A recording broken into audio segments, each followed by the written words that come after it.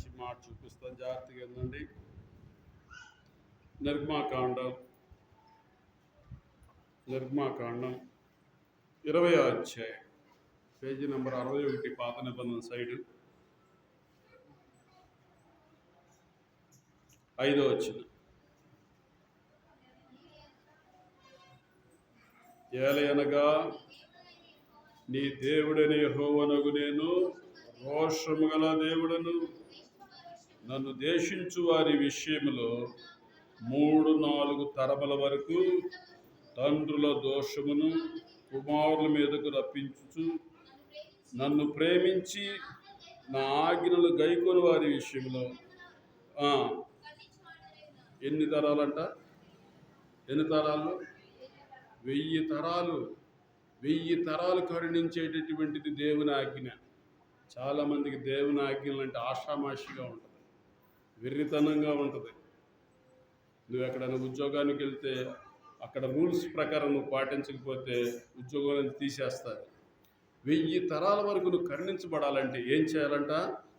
రాస్తున్నాడు, నన్ను ప్రేమించి నా ఆజ్ఞలను గైకొని వారిని 1000 తరముల వరకు కరుణించువాడనై ఉన్నాను. అమలరా, మీ కుటుంబంలో 1000 తరాల వరకు కరుణించబడాలంటే, మీ వంశస్థులు 1000 తరాల వరకు కరుణించబడాలంటే ఏం చేయాలా? దేవుణ్ణి ప్రేమించాలా, ఆయన ఆజ్ఞలు గైకొనాలి. మనందరికి తెలిసినటువంటి మాట ఏమని ఉంటుందంటే ఇలా ఉంటుంది, నా నీతిని నా రాజ్యాన్ని మొదట మీరు వెదకుడి, అప్పుడు అవన్నీ మీకు అనుగ్రహించబడును. దేవుణ్ణి ప్రేమించకుండా, దేవుని ఆజ్ఞలు ప్రేమించకుండా, దేవుని రాజ్యాన్ని ప్రేమించకుండా, దేవుడు చెప్పిని చేయకుండా ఏమైనా వస్తాయి మన దగ్గరికి? ఏమీ రావు. చాలామంది జీవితాల్లో దేవుడికి విరోధమైన స్వభావాలతో ప్రవర్తిస్తుంటారు. నేను ఒకరోజు మున్సిపాలిటీ ఆఫీస్ కాడికి వెళ్ళా. ఏందో ఈడు ఇంత ఆతర్త పడుతున్నాడని వెళ్తే వాళ్ళ నాన్న చనిపోయాడంట. అర్థమవుతుంది మీ అందరికీ? చనిపోయాడు. ఏం కావాలి అక్కడ? డెత్ సర్టిఫికేట్ కావాలి. వాడు అన్నాడు, కొంచెం టైం పట్టిద్దయ్యా అన్నాడు. ఇన్సూరెన్స్ చేశారు, నాన్నగారికి చనిపోతారు కదా, ఇన్సూరెన్స్ చేస్తారు కొంతమంది. ఇన్సూరెన్స్ క్లెయిమ్ చేసుకోవడానికి డెత్ సర్టిఫికేట్ తెమ్మన్నారు వాళ్ళు. కొంతమందికి మన క్రైస్తవుల్లో వేరు, అన్ని జనుల్లో గుండులు చేయించి పిల్లకోటి పెట్టి తిప్పుతుంటారు. వాడు అంటున్నాడు, నీకు ఎంత కావాలో అడుగు, నేను ఇస్తాను, అది తొందరగా వచ్చాడు చెయ్యి అంటున్నాడు. నేనన్నా దేనికి రా తొందరపడుతున్నావు అన్నా, అది తెలుసు కాబట్టి అడిగా. ఆయన పోతే పోయాడు, ఇన్సూరెన్స్ డబ్బు ఇచ్చేలేడు మా అయ్య అంటున్నాడు. డబ్బు కోసం ప్రేమిస్తున్నాడు, అయ్యిపోయాడని కాదు. మనుషులు బుద్ధులు, నీచపు బుద్ధులు ఎక్కువైపోతున్నాయి. తండ్రి పోతే పోయాడు, తండ్రి చెప్పిన మాటలు వాడికి ఏం గుర్తులేవు. మిమ్మల్ని బాగా చూసుకో, మంచిగా పెళ్లి చేసుకొని జాగ్రత్తగా ఉండు, వాళ్ళ సవాసం ఏళ్ళ సవాసం పట్టమాక, నీకున్నావు కానీ ఒక్క ఉద్యోగం పోగొట్టుకోమాక అనే మాటలు వాడికి. మా నాన్న చనిపోతే ఎంత వచ్చిందని అడిగాడు, వాడు చెప్పాడు మొత్తంతో. దాని మీదే ఉంది వాడి ప్రేమ. ఎంత భయంకరమైన దినాల్లో ఉన్నాం అనిపించి నాకు చాలా బాధేసింది. మనుషుల మనసులు మంచి అవుతున్నాయా చెడిపోతున్నాయా? చెడిపోతున్నాయి. అందుకోసమే బైబిల్లో రాయబడి ఉంది, దినములు చెడ్డవి కనుక మీరు సమయాన్ని పోనీయకుండా సద్వినియోగపరచుకోండి, అజ్ఞానుల వలె కాక జ్ఞానులుగా నడుచుకోండి. ప్రసంగి గ్రంథం 12లో అంటది, దుర్దినాలు రాకముందే వీటి యందు నాకు సంతోషం లేదని చెప్పు సంవత్సరములు రాకముందే నీ బాల్య దినములందే సృష్టికర్తని స్మరణకు తెచ్చుకో. దేవుని యొక్క విషయాలు నువ్వు ఎంత తెలుసుకుంటే అంత ధన్యుడు ధన్యురాలు. కలిమిలో, లేమిలో, బలములో, బలహీనతలో బైబిల్లో రాయబడి ఉంది, దేవుణ్ణి గలవారు ధన్యులు, దేవుణ్ణి కలిగిన వారు ధన్యులు. ఇంకో మంచి మాటలు కూడా మీకు చూపిస్తాను, జాగ్రత్తగా వినండి.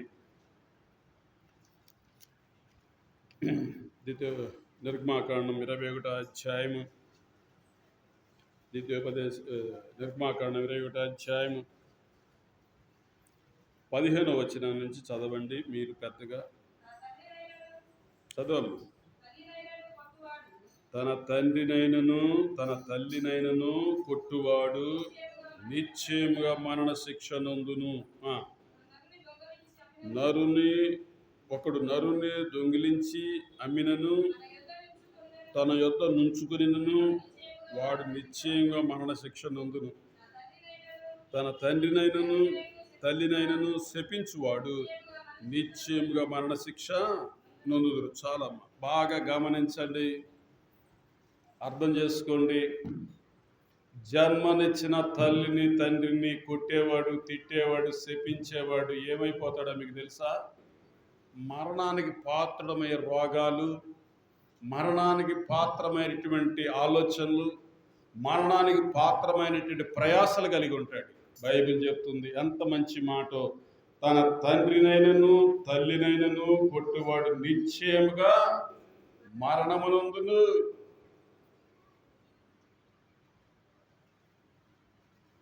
చాలా మందికి తెలీదు. తండ్రిని కొట్టినా తిట్టినా ఏమైందో, తల్లిని కొట్టినా తిట్టినా ఏమైందో. మరణం.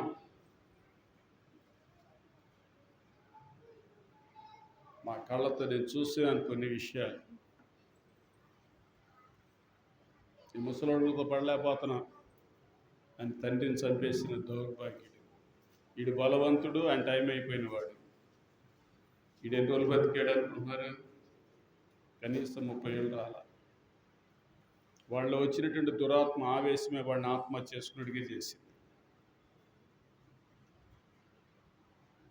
మనుషుని ఆలోచనలు అనేకములు, ఈ ఆలోచనలు చాలామంది కుటుంబాలను చీకటమయం చేస్తున్నాయి. దేవుని ఆజ్ఞను పాటించకపోయినా, దేవుణ్ణి ప్రేమించకపోయినా నీకు నువ్వే అంధకారం అయిపోతావు. చాలామంది ట్రైన్ ముందుకెళ్ళి చచ్చిపోతున్నారు, బావిలో దిగి చచ్చిపోతున్నారు, ఉరేసుకొని చచ్చిపోతున్నారు, నువ్వొక్కరం తాగి చనిపోతున్నారు. కారణాలు దేవుని ఆజ్ఞని ప్రేమించలేరు, పాపాన్ని ప్రేమిస్తారు. పాపాన్ని ప్రేమించేవారు తల్లిదండ్రులను ప్రేమించలేదు. చక్కగా నీ గుణవతి అయినటువంటి భార్యని, కౌగిటిలోకి వచ్చిన భార్యని అనేక విషయాలు హింసించి చంపేటువంటి దౌర్భాగ్యులు పెరిగిపోతున్న కాలంలో మనం ఉన్నాం. భార్యను చంపడానికి ఎవడ అధికారం ఇచ్చాడు నీకు? కొడటానికి ఎవడ అధికారం ఇచ్చాడు? చాలామంది అజ్ఞానపు క్రియల్లో సాగుతున్నారు. కారణం ఏంటంటే, నన్ను ప్రేమించి నా ఆజ్ఞలను గైకొన్నవాడు 1000 తరాల వరకు కరుణించువాడును అని రాసిబడి ఉంటే, ఈ మనుషుడు ఏం చేస్తాడంటే, నాకు దరిద్రం పట్టింది, నాకు శని పట్టింది, నా కర్మ అలా ఉంది, నా టైం అలా ఉందని చెప్పి చెయ్యకూడని పనులన్నీ చేస్తాడు, వినకూడని బోధలన్నీ వింటాడు, పోకూడని స్థలాలకు వెళ్ళి పోతాడు. లాస్ట్కి వాడు చెట్టు కింద ఊరేసుకొని చేస్తాడు, పొలంలో చేస్తాడు, పాడుపడిపోయిన బావిలో పడి చేస్తాడు. మీకు కావాలంటే చూసుకోండి. తల్లిని కానీ తండ్రిని కానీ అనరాని మాటలంటే వాడు ఏమవుతాడంట అమ్మా? తన తండ్రినైనను తల్లినైనను శపించువాడు నిశ్చయముగా. చాలామంది అభివృద్ధి చెందలేకపోవడానికి కారణాలు తల్లిదండ్రులు శపించేవాళ్ళు ఉండాలి. పట్టణాల్లో, గ్రామాల్లో, పల్లెటూళ్ళల్లో, ఇళ్లల్లో తల్లిదండ్రులు శపించచ్చండి. జన్మనిచ్చారు, గర్భఫలం యెహోవా ఇచ్చిన బహుమానం. తల్లిని శపించడానికి ఎవడిచ్చాడు నీకు అధికారం? దేవుణ్ణి ప్రేమించలేని వారి తల్లిదండ్రులను శపిస్తారు. దేవుడాగిని గైకొనలేని వాళ్ళు భార్య బిడ్డలను కొట్టి హింసిస్తారు, నష్టపోతారు. వారి బరువు వాళ్ళే పోస్తారు, ఎవరు వాళ్ళని చేయక్కర్లా. ఎవరి కొలత వాళ్ళకే ఉంటుంది. ఉపాధ్యాయ గ్రంథం 1:15లో రాయబడింది, నువ్వు చేసినట్టు నీకును చేయబడింది, నువ్వు చేసిందే నీ నెత్తికొచ్చు. మనుషులకు తెలియట్లే ఈ విషయాలు. ద్వితీయోపదేశ కాండంలో కూడా ఏ మాటలు ఉంటాయి. నేను అంత దూరం చెప్పను, కానీ మీకు కొద్దిగా చెప్పి ముగిస్తాను. ఇక్కడ రాస్తున్నటువంటి మంచి మాట కూడా చూడండి. ఆ మాటలు ఎలా ఉండేవో చూద్దాం. నిర్గమాకాండం 22వ అధ్యాయము 27వ వచనం.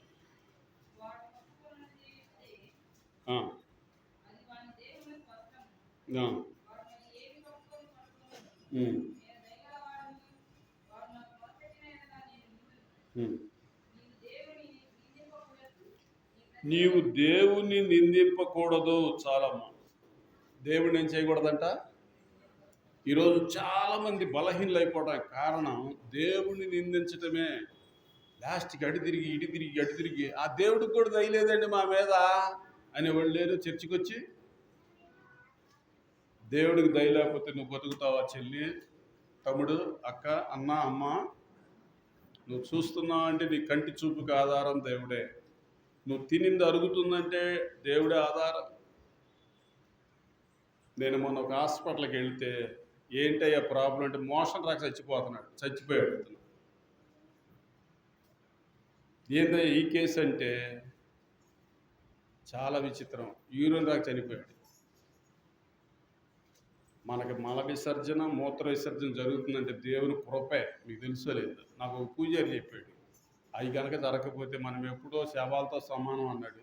నాకు అప్పుడు అంత జ్ఞానం లేదు, నా బాల్యం. ఇదేంది ఎట్ట చెబుతాడు పిచ్చి పంతులు అనుకున్నాను నేను. అది నిజం. నేను ఒక ఊరు వెళ్ళా. ఆ ఊరు వెళ్తే అన్న నువ్వు వచ్చి ప్రార్థన చేయవా అంటుంది. ఏం చేయాలమ్మా? మా ఆయన గారు సీరియస్గా ఉన్నారు. మీ ఆయన సీరియస్ ఉంటే నేను వచ్చి ఏం ప్రార్థన చేస్తాను? మీ సంఘ పాస్టర్ని తీసుకెళ్ళాను. నువ్వు రాన్నా అంది. సరే ఆడికి వెళ్తే ఆయన చూస్తే వాళ్ళ నాన్న చూసే నేను అప్పుడు. ఆయన పేరు గాబ్రియల్ గారు. ఆ ఉప్పలపాడు నుంచి కన్నవారితో ఒకటో లైన్ సియోను ప్రార్థన మంది గొడిగేసుకుని ఏకే పార్టీ సేవలా నడుచుకుంటూ వచ్చేవాడు. అక్కడి నుంచి నడుచుకుంటూ వచ్చేవాడు. దేవుని మందిరానికి అట్టనే వెళ్ళాలని పట్టుదలగా నేను ఒకరోజు పలకరించా సెంటర్లో. ఏమని ఎవరని మీరు? నేను దేవుని బిడ్డనే అన్నాడు. ఇంత గొప్ప కొడుకువి నువ్వేందా ఎట్లున్నావా? ఏం చేస్తామండి, ప్రార్థన చేయండి, మీ గురించి మా ఆవిడ బలి చెప్పిద్ది అన్నాడు. సరే నేను బలి కాదు, నువ్వు ఎప్పుడైనా మారు మనసు పొందు, నువ్వు బతుకుతావు అన్నాడు. నిజంగా బతికాడు అతను. బతికాడు, బట్టగట్టాడు. అంతలోకి వాళ్ళ బంధువు ఒక అమ్మాయి నర్సు అప్పుడే వచ్చింది. ఏంది మావయ్య ఏమైంది నీకు అంది. పాస్ రావట్లేదురా అన్నట్టు. వెంబడే ఆటోలో ఎక్కించుకొని గవర్నమెంట్ హాస్పిటల్ తీసుకెళ్ళి దానికి తెలిసిన ట్రీట్మెంట్ సరైన డాక్టర్ని పట్టుకుంది, చేశారు. ఇప్పటికి బతికే ఉన్నాడు అతను. అందుకోసమే నాటువాడులు నీరిపోయేవాళ్ళు ఏమి లేదు, కానీ వృద్ధి కలిగించేవాడు యెహోవా. ఆయన సమయం ఇంకా ఉంది. అట్లా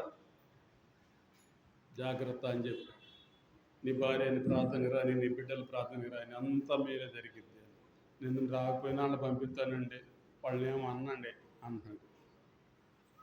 నీ భార్య నువ్వు ప్రేమిస్తే నిన్ను ప్రేమించుకున్నట్టే, నీ తల్లిదండ్రులను ప్రేమించుకుంటే నీ కుటుంబం ఐక్యతగా వర్ధిల్లప చేసుకున్నట్టే. నాన్నను కూడా సేపించకూడదు, తల్లిని కూడా సేపించకూడదు. బైబిల్ బాగా చదవండి, దీర్ఘాయుష్మంతులై ఉండండి. చాలామంది బైబిల్ చదవక రోడ్డు మీద వెళ్ళేటువంటి చెత్త వార్తలు ఎక్కువ ఎక్కించుకొని జీవం పోగొట్టుకుంటున్నారు మనుషులు. ఆడపిల్లలు కానీ, మగపిల్లలు కానీ, కొంతమంది కుటుంబాలు కానీ. నేను ఒకసారి ఒక స్థలానికి వెళ్ళాను. ఆయన చూస్తే నాకు నవ్వు వచ్చింది. ఎందుకు తెలుసా? ఎందుకే బాబు నీకు ఇప్పుడు ఇంత ఆత్రం అంటే, మీకు తెలియదండి. నేను 4 అన్నదమ్ములు, 4 అక్క చెల్లెళ్ళు, అందరం కుటుంబం ఐక్యత లేకుండా కొట్టుకోవడమే జరిగిపోయి సత్యదాకా అన్నాడు. అందుకోసం ఈయనకి పెళ్ళి అయినాక పిల్లలు పుట్టంగానే ఎవడికాడికి గట్టేసాడు 100 గజాల స్థలంలో ఇల్లు.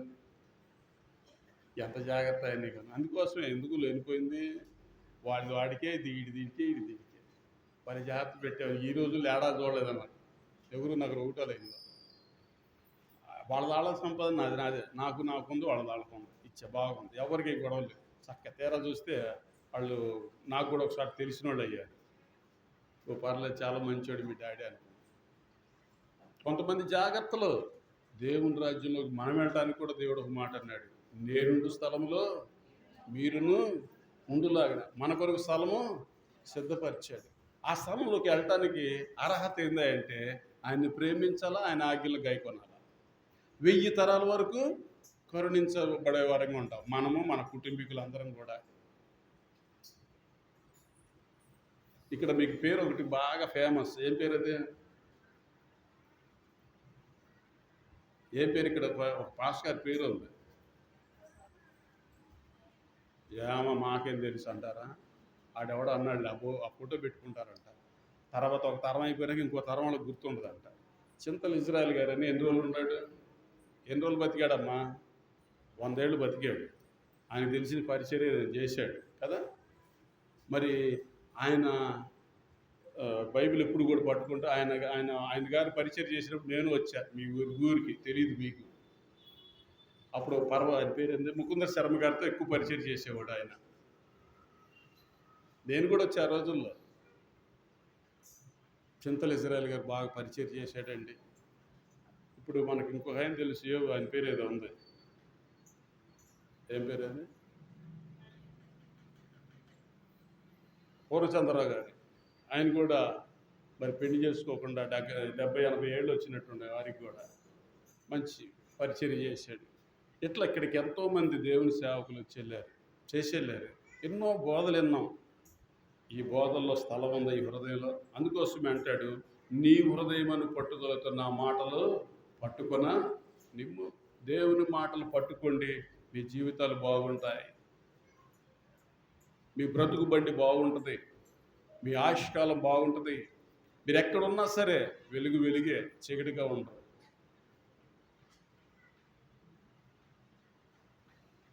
నన్ను ఒకసారి ఇదేదో ఊరు వస్తుంది, పొన్నూరు నుంచి గుంటూరు నుంచి వెళ్తుంటే ఊరు వస్తుంది, వెల్లూరులోకి వాక్యం చెప్పడానికి వెళ్ళా. ఆమె పేరు సాయమ్మ గారు, నాయుడు కన్వర్టెడ్ ఆమె, ప్రభు నమ్ముతుంది. అయ్యో బాబు నువ్వు చెప్పబోయేవాడు వాక్యం ఉంది, మీ పాస్ గారు ఊరుకోడమ్మా ఆయన చెప్పలేలే అమ్మ. నేను చెప్పాను ముందుగానే ఉంది, సర్లే అని చెప్పాను. ఏం చెప్పాను తెలుసా, అన్నిటికీ ఆత్రం ఎక్కువ, దేవుడు అంటే ఆత్రం తక్కువ అనే దాని మీద మాట్లాడి చాలామంది వచ్చారు జనం, బయట వాళ్ళు లోనోళ్ళు కూడా. దేవుడిని మీరు ప్రేమించండి, దేవుడు మిమ్మల్ని ప్రేమించడమే కాదు. ఒక అందమైన అబ్బాయి పుట్టినప్పుడు వాడు మల విసర్జన చేసినా మూత్ర విసర్జన చేసినా ఆ చేతులతో కొట్టినా వాడు శుభ్రంగా కడిగి, అరే బంగారం ఇంత పని చేశారని ఎత్తుకొని ముద్దాడతాం. పాపిష్టి జనులమైన మనల్ని ఆయన కడిగి ముద్దాడేటట్టుగా ఉన్నాడు. అలాంటి దేవుడు ఎవరైనా ఉన్నారా అనే ప్రశ్న మీద మాట్లాడారు. మన జీవితాలు వెలగాలి కానీ చీకటిమయం అవ్వకూడదు. మనము చూడలేండి, మీకు అర్థమయ్యేటట్టుగా చెప్తాను. గురువు లేని విద్య గుడ్డేడి విద్య. మనకు గురువు ఉన్నాడా లేడా? నేనే మీ బోధకుడును, నేను మీ రక్షకుడును, నేను మీ విమోచకుడును, నేను మీకు సలహా చెప్పేవాడిని, మీకు సహాయం చేసేవాడిని, మీకు బలహీనుడిగా ఎప్పుడు ఉంటారు, నేను అప్పుడు మిమ్మల్ని బలపరుస్తా. ఎన్ని వాగ్దానాలు ఉండే నాకు నీకు. ఈ పట్టుకోవడం చేత కదా మనకి, చదవడానికి కూడా టైయాలు దొరకవు, వినటానికి అంతకన్నా దొరకవు. ఏదే వాళ్ళు కొట్టుకుంటున్నారంట, అది పెట్టుకుని బాగా వినపడింది. ఇది కనపడదు. ఏందమ్మా పొద్దుగులామా వాక్యం అంటది. వాక్యం అనకుండా ఇప్పుడు మంచాలు ఎక్కుతున్నారు చాలా. బాబా ఇక్కడ కరుణించి అయ్యా, ఇదివరకు కళ్ళు కనపడి ఇప్పుడు అవి కూడా కనపడట్లేదు. ఈ కళ్ళు చూపు వచ్చానయ్యా, ఇప్పుడు నీ బైబిల్ చదువుతా, కళ్ళు అంతా ఉన్నప్పుడే చదవలేదు కానీ కళ్ళు పోయినా చదివిద్దంట. ఆమె వరం చూసి అట్లా అడిగిద్దు. అందుకోసమే రాస్తాడు యెషయా గ్రంథంలో, ఏమంటాడు తెలుసుగా మీ అందరికీ, యెహోవా మీకు దొరుకు కాలం ముందు ఆయనను వెదకుడి. సమయం ఉండగానే చాలామంది సమయం పోయినాక దేవుడి దగ్గరికి వస్తారు.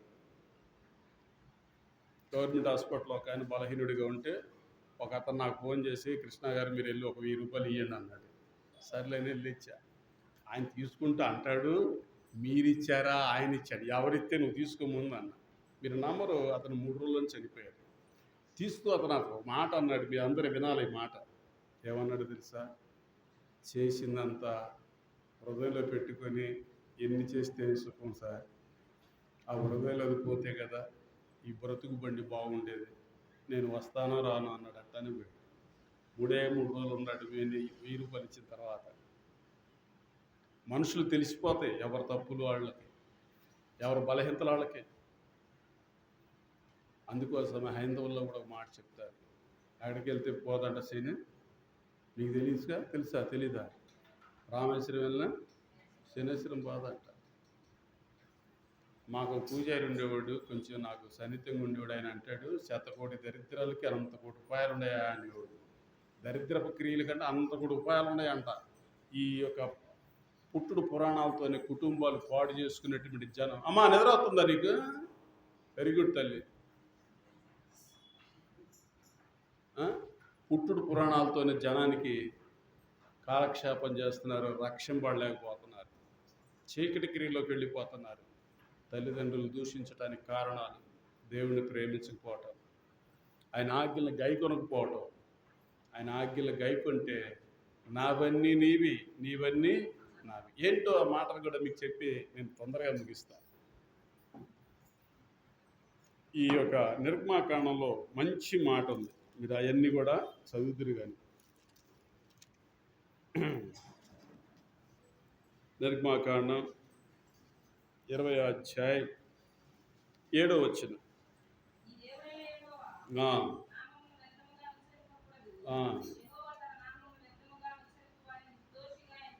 ఏంటంట?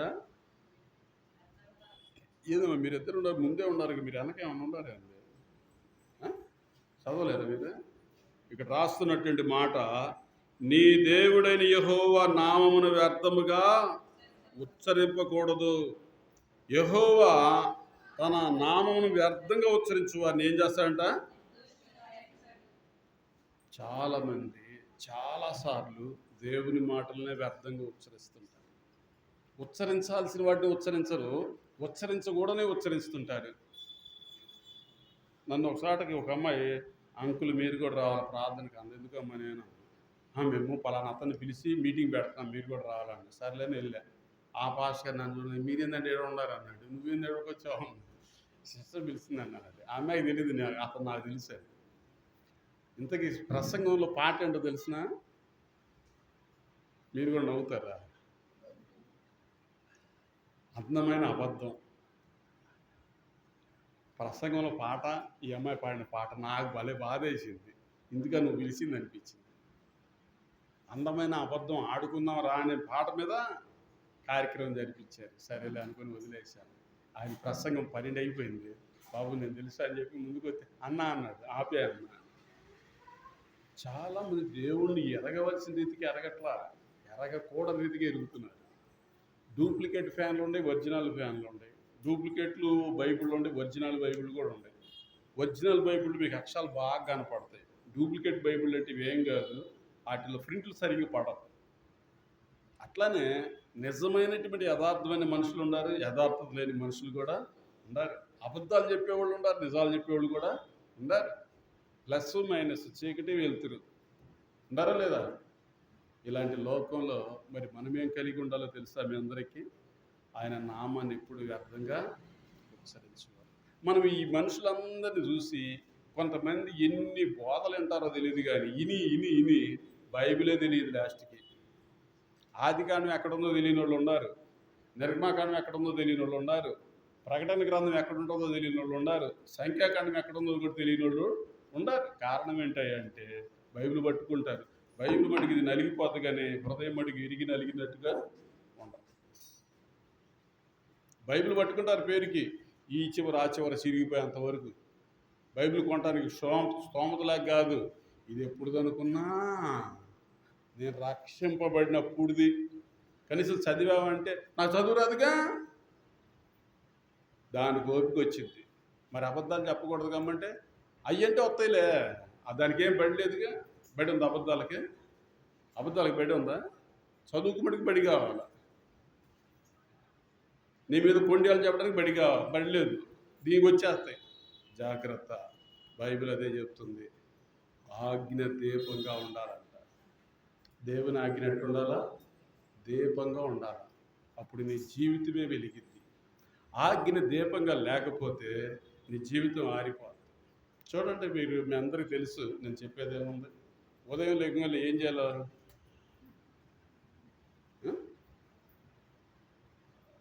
చాలామంది ఉదయం లేకంగా ఏం చేస్తున్నారంటే,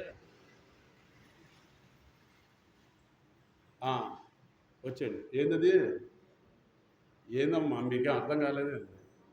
లాస్ట్ టిఫిన్ కూడా ఆర్డరే, వాటర్ బాటిల్ కూడా ఆర్డరే, కూరగాయలు కూడా ఆర్డరే. నేను హైదరాబాద్ వెళ్తే మా అమ్మాయినే ఎట్టగొట్టు వండే తిన్నంటే ఉండు అంటది, నొక్కేస్తుంది. ఆడు క్యారీ తెచ్చి చేస్తాడు. ఎందుకు అంత ఖరీదు ఎంత పెట్టంటే ఇది తెలియదులే, నాకు ఆమెకు తెలుసు, నాకు తెలీదు ఆమెకు తెలుసు. మీకు తెలుసా బయట ఫుడ్ తింటే ఆరోగ్యాలు పాడైపోతాయి. బయట ఫుడ్ తింటే ఆరోగ్యాలు పాడైపోతాయి, మీకు తెలుసో లేదు. ఈ టీనేజ్ డేంజర్ ఏజ్, చాలామంది థింగ్స్ తెలియదు. క్షవరం అయితే కానీ వివరం జనానికి. చాలామంది జీవితాలు హాస్పిటల్ పాలయ్యేది బయట తిండి వల్లేనంట. ఎప్పుడైనా మీటింగ్ పెట్టారని చెప్పేసి విపరీతంగా తినమాకండి. మీరు మనం తినేటువంటి ఇంత మోసం కానీ ఎన్ని గంటలు అరగాలో గమనించండి, గూగుల్లో కొట్టండి, తెలిసింది. కొంతమంది తినేస్తుంటారు ఆ కట్టెల మోపు కనుక బిగించినట్టు. ఎవరన్నా మీరు నమ్మమాకండి, లేని సచ్చేవాళ్ళ కంటే తిని సచ్చేవాళ్ళు ఎక్కువ. సోపడిన ఊరు ప్రార్థనకి వెళ్ళాను నేను ఏదో వాక్యం చెప్పాను, యవనస్తుల్ని సాతానుగా ఉంచేస్తానంటే ఆయన వచ్చి చెప్తాడు, ఆ పాస్టర్ గారు మీరు చెప్పింది నిజమేనండి అన్నాడు. అన్న వాడు నిగనిగలాడుతున్నాడు, కుర్రోడు చక్కగా ఉన్నాడు. ఈ ఉపవాస దినాలు ఉంటాయి కదా, అటు సాయంత్రం పూట ఏ ఇంట్లో ఏట మాంసంతో ఉపవాసాల వాళ్ళకి భోజనం పెడితే అక్కడికే వెళ్తాడంటాడు, కదమాళ్ళకి వెళ్ళడం.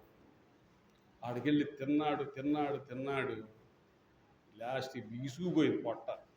ఆడికి పాసరాలా మోసం రాలా. లాస్ట్కి క్యావ్కి మించి కళ్ళు తిరుగుతున్నాయి అని చెప్పి పడిపోయాడు. హాస్పిటల్ తీసుకెళ్ళి చచ్చిపోయాడు. ఆడు తిని చచ్చిపోయాడు.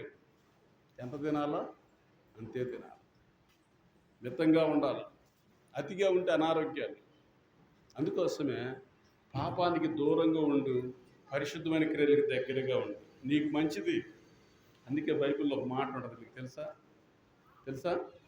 నీ దేహాన్ని చెరుపుదాన్ని నీ యొద్ద నుండి తొలగించుకొను అని ఉంటుంది. ఎక్కడ ఉంది?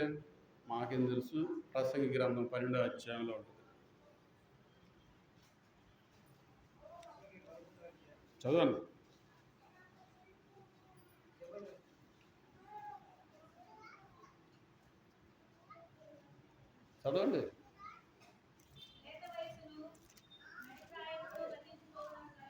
అదొక మాట చదవరా బుజ్జి. ఏం చేయాలంట? నీ హృదయములో నుండి వ్యాకులమును తొలగించుకొను, నీ దేహము చెరుపుదాన్ని. అది మనం హృదయంలోని వ్యాకులతను చెరిపేసి తొలగించుకోవాలి. ఎప్పుడైతే దేవుని ప్రేమిస్తామో, దేవుని ఆజ్ఞలను పాటిస్తామో, యుగ యుగాలు కరుణించబడాలనే గోల్ ఉంటుందో వాళ్ళు ఇవన్నీ చేస్తారు. అవి ఉండదో నష్టపోతారు. చాలామంది జీవితాలు చేతులారా పాడైపోవడానికి కారణాలు ఏందనుకుంటున్నారు? నేను తెనాల్లో పెళ్ళికి వెళ్ళా. అక్కడికి ఒక ఆయన వచ్చాడు. ఏమండి మిమ్మల్ని ఆడ చూశారండి అంటే, ఆయన ఆడ చూశారండి మీరు అన్నాడు. సరే, నా అమ్మడు వచ్చిన పాస్టర్ గారిని అడిగా, ఆడ చూసామంటే ఒక అమ్మాయి అడిగింది, ఎందుకు వచ్చారు అంకుల్ అతను. ఇది వినాలా మీ అందరూ కూడా. చిన్న విషయం, ఆయనకి సొంత మేనకోడలు, బయట అని కూడా కాదు. ఆమెని పంపు కాడ చిన్న గొడవ, నీళ్లు పట్టుకున్న చోట. ఎందుకు అరుచుకుంటారు మీరు కూడా, మన ఇంట్లో వాళ్ళమే కదా అని చెప్పి 2 దెబ్బలు కొట్టాడు. ఆమె చచ్చిపోయింది. పోలీస్ స్టేషన్లో కేసు పెట్టి చచ్చిపోయింది. ఆమెని సెంటర్ జైలు వేసేసి, అక్కడికి వేస్తే ఏం జరిగిందో తెలిసిన, జైల్లో రక్షింపడ్డాడు. ఆయన భార్యను వదిలిపెట్టారు, ఆమెకి శిక్ష వేశారు, అతనికి శిక్ష వేశారు. అక్కడ తామాసాచార్య అనే జైలు ఉంటే ఆయన పాస్టర్ గారు, ఆయన ద్వారా రక్షింపడ్డాడు. దేవుని ఆజ్ఞలను పాటిస్తూ ఉంటే అక్కడ సూపరింటెండెంట్ చూసి, ఎంత మంచివాడు ఎందుకు వచ్చాడు, అసలు ఏంటి కథ నాకు చెప్పు అన్నాడు. చిన్న విషయం అండి. అరే బింది నీళ్ళ కాడ నువ్వు గర్దించినందుకు కూడా చచ్చిపోయే రోజులు వచ్చినాయి అని ఆయనకి బాధేసి జాలిపడి, ఇంత పెద్దోడు నీకు జైలు తీయటంత బాబాడి, ముందు రిలీజ్ చేయండి అని చెప్పి సంతకం పెట్టాడు. ఆయన ఏం చేశాడు, ఈ పాస్టర్ గారు తేనాలు వస్తే చాలు, అయ్యగారు మీరు ఎప్పుడు వచ్చినా నాకు ఫోన్ చేయండి, మీ రుణం తీర్చుకోలేనని ఆయన ఇప్పుడు ప్రభుత్వం ఎంతకాలం రెడ్డిస్. ఏంటో నిజమా అని నాకు ఇప్పుడు దా తెలియదు, చూస్తున్నాను కానీ తెలియదు. నిన్న చూస్తే నాకు కూడా షాకు. చిన్న విషయాలకే ప్రాణాలు పోగొట్టుకుంటున్న కుటుంబాలు ఉన్నాయి. నన్ను అంటాడా, భర్త అంటాడా, భార్య అంటదా, అన్నదమ్ముల ఎన్నన్నానండి. సిలువకు అప్పగించండి. మీకు తెలుసా, నన్ను వెంబడించువాడు మీ సిలువను ఎత్తుకుని నన్ను వెంబడించాలి. ఏ పాట పాడారు? సిలువ సహించింది ఎవరు? యేసు ప్రభు. సిలువ అంటే తేలిగ్గా ఉందా? ఎన్ని శ్రమలు, ఎన్ని శోధనలు. బైబిల్ అదే రాస్తాడు, అంతవరకు సహించువాడే రక్షింపబడును. నువ్వు అంతవరకు సహించాలా. నీకు దేవుడు ఎంత ఆయుష్కాలం ఇచ్చాడో అంతకాలం సహించాలి. అంత సహిస్తే నీకు నిత్య జీవం, అంత సహిస్తే పరలోక రాజ్యం నీదే. ఆత్మ విషయమై దీనులైన వారు ధనులు, పరలోక రాజ్యం వారికి. మీ అందరికీ తెలుసు, నీతి నిమిత్తం హింసింపబడేవారు ధనులు. మీకు ఎన్ని హింసలు వచ్చినా నీ చిత్తమైంది ప్రభు అని ఉండే, మీరన్నీ ధనులు. మదర్ తెరిసే వాళ్ళ హిస్టరీ అంతే. ఎంతోమంది దైవజనులు వాళ్ళ హిస్టరీ అంతే. మనము పెద్ద వాళ్ళే కోరుకోము, అన్ని సుఖంగా ఉండాలి. మన భక్తి అంతా కూడా, మన భక్తి సుఖంగా ఉండాలి. సుఖంగా ఉంటే నువ్వేమీ అనిపించదు. శ్రమపడు, దేవుని పంచి. శ్రమపడు, సువార్త పంచి. శ్రమపడు, నీ రక్షణ కాపాడుకో. నీతి నిమిత్తం హింసింపబడు. పాపులను రక్షించడానికి వచ్చిన వాడిని పాపులే సిలువేశాడు. సహించాడా లేదా చెప్పండి? నువ్వేం సహిస్తున్నావు? నీ కొడుకు రక్షింపడాలని సహిస్తున్నావా? నీ భర్త రక్షింపడాలని సహిస్తున్నావా? నీ అన్నదమ్ములు రక్షింపడాలని సహిస్తున్నావా? ప్రార్థన చేస్తున్నావా? ఈనాడు ప్రార్థన లేనటువంటి వాళ్ళు సనుగుడు గొడుగులు ఎక్కువ ఉంటాయి. ప్రార్థన చేసేవాళ్ళు యెహోవా ఈరే అంటుంటారు అన్నిటికీ. దేవుడు చూసుకుంటాడన్నా, దేవుడు చూసుకుంటాడు చెల్లి. నీకేమైనా సమస్యలు వస్తే అందరికి చెప్తావు, దేవుడికి మనకి చెప్పడానికి చేత కాదు. మీ అందరికి తెలిసినటువంటి భాష బాట. రోగం రొట్టు, కాపరం గుట్టు. నీ భక్తి ఎట్ట ఉండాలా? గుట్టుగా ఉండాలా, రొట్టుగా ఉండాలా? ఏమ్మా వినపడుతుందా?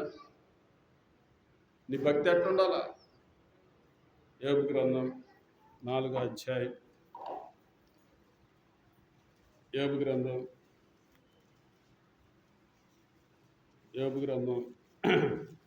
ఒక మంచి మాట ఉంటుంది. నీ భక్తి నీకు ధైర్యము. పూర్తి చేయలేంది, పూర్తి చేయండి. ఎన్నో వచ్చినాయి, ఎన్నో అధ్యాయం చెప్పొద్దా జనానికి? ఎంత బాగా చెప్పిందో సిస్టర్ గారు. అమ్మా నీకు చాలా థ్యాంక్స్. 4వ అధ్యాయం 6వ వచనం అందరు తీశారా? తీర్తే చదువుదాం. ఏమైనా ఉంటుంది? అదొకటే చదివింది తల్లి, పైది వద్దా అంటే అది బాగా కనపడుతున్నా తేలిగ్గా. అది మరే 5వ వచనం చదవరా తల్లి. అయితే శ్రమ, ఇప్పుడు శ్రమ నీకు కలుగగా నీవు దుఃఖాక్రాంతుడవైతివి. అది నీకు తగులగా నువ్వు కలవరపడుచున్నావు. నీ భక్తి నీకు ధైర్యము పుట్టింపదా? యథార్థ ప్రవర్తన నీకు నిరీక్షణకు ఆధారము కాదా? యథార్థ ప్రవర్తన ఏం చేసిద్దంట? మన నిరీక్షణకు ఆధారం. భక్తిలో ఉన్నప్పుడు వచ్చే శోధనలు, యథార్థంగా ఉన్నప్పుడు వచ్చే శోధనలు, నమ్మకంగా ఉండి వచ్చేటప్పుడు శోధనలు, నిర్దోషిగా ఉన్నప్పుడు వచ్చే శోధనలు. మీకు తెలుసా యోబు యథార్థవంతుడా కాదా? భూరు దేశమంతటిలో ఆయన వంటి వాడు ఒక్కడు కూడా లేడు. మరి అలాంటి వాడికి పరీక్షలు వచ్చినాయి. నీకు నాకు రావా?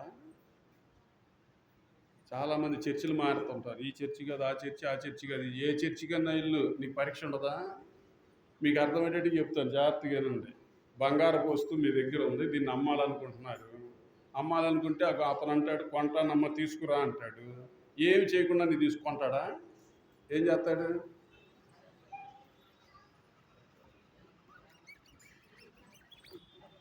సగం తినేస్తాడు, అబాస్తాడు.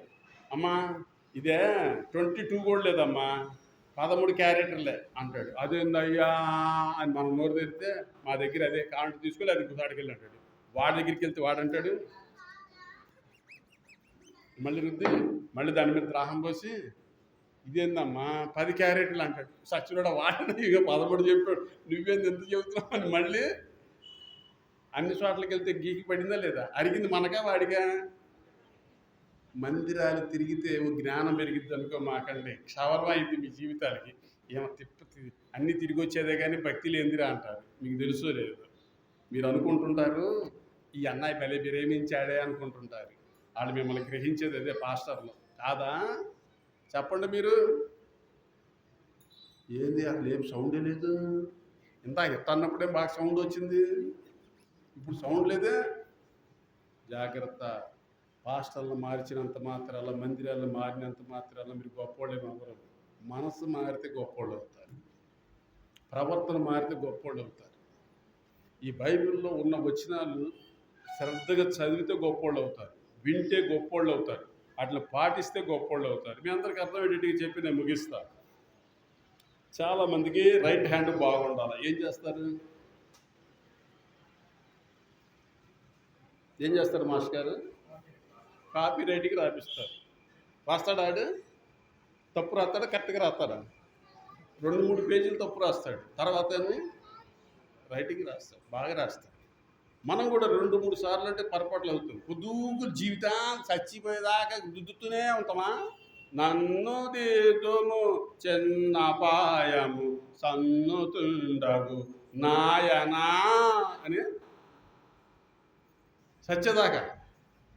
అదేంటంటే నా సంగతి అంతా ఆయనకు తెలిసిన ఈ మందిరి మానేస్తారు, ఇంకో మందిరానికి అంటారు. అక్కడ దేవుడు తెలీదా ఎందుకు నీ సంగతి? జాగ్రత్త. మీకు చాలా విలువైన మాటలు చెప్తున్నాను. ఇంకో మంచి మాట చెప్పి నేను ముగిస్తాను. యోబు గ్రంథంలో ఎంత విలువైన మాటలు ఉంటాయో మీరు జాగ్రత్తగా ఉంది. ఈ మాట అరే నువ్వు చదువుతాను. యోబు గ్రంథం 4:8 చదవండి. యోబు గ్రంథం 4:8 నేను చూచినంత వరకు అక్రమమును దున్ని కీడుని విత్తువారు దారినే కోయుదురు.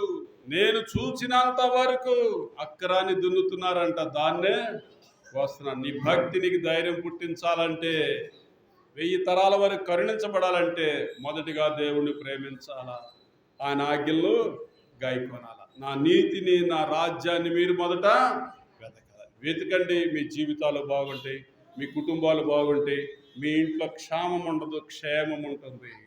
ఇలాగా దేవుడి వాక్యాలు తెలుసుకున్న మీరు ఆ పనులో పాల్పొంది. ఎవరు కూడా అటు ఇటు తిరగద్దు, కళ్ళు మూసుకోండి. మీకు అర్థమైన దాన్ని బట్టి యోగ్యంగా పాల్పొందండి. దేవుడి మంచి మాటలు దీవించును గాక. ఆమేన్.